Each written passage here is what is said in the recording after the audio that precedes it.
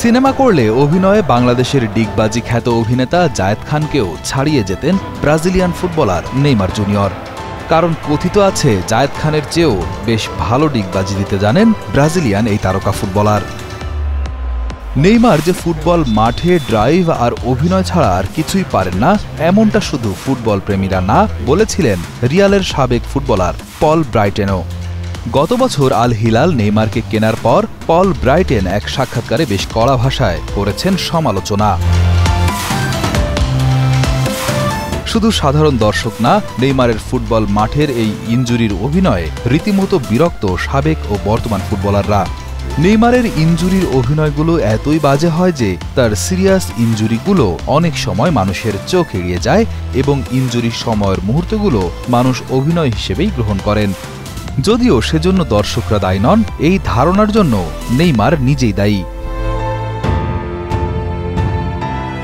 শুধু যে পল ব্রাইটেনই নেইমারের অভিনয় নিয়ে তার বিপক্ষে কথা বলেছেন এমনটা নয়, এমনকি তার ইনজুরির অভিনয় নিয়ে সমালোচনা করেছেন ফিফার প্রধান ডেভেলপমেন্ট কর্মকর্তা ও নেদারল্যান্ডসের সাবেক ফুটবলার মার্কো ফন বাস্তেন।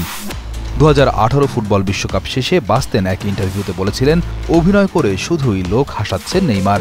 নেইমারের মানসিকতাটা মোটেও ইতিবাচক নয়। আপনার চেষ্টা করতে হবে নিজের সেরাটা দেওয়ার এবং আপনাকে দেখাতে হবে খেলোয়াড়ি দৃষ্টিভঙ্গি। বেশি নাটক করলে শেষে নিজেকেই বিপদে পড়তে হবে। এই সুযোগে একটু মজাও করে নিলেন 1988 সালের ইউরোজয়ী ডাচ দলের স্ট্রাইকার। খেলাটায় একটু হাস্যরস থাকা ভালো। ইতিবাচক দিক হলো নেইমার লোকজনকে হাসাতে পারছে। তবে নেইমার সব ট্যাকলে পড়ে গিয়ে ডিগবাজি খেলেও সব ডিগবাজি খাওয়ার কারণটা আবার অভিনয়টাও নয়।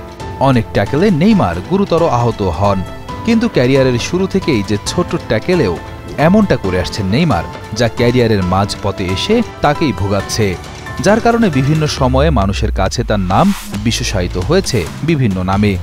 সামাজিক যোগাযোগ মাধ্যমে নেইমারকে কেউ রীতিমতো খলনায়ক, অভিনেতা, কৌতুক অভিনেতা, গোপাল ভাঁড় বা জায়েদ খান নামে ডাকতে শুরু করেছেন। মেসি, রোনালদোর পর নিঃসন্দেহে নেইমার বর্তমান ফুটবলে সেরাদের একজন। তা তিনি পায়ের জাদুতেই দেখিয়েছেন।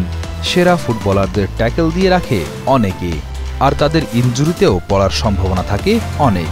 এটাই স্বাভাবিক। নেইমারও সেই ইনজুরির শঙ্কায় পড়েন।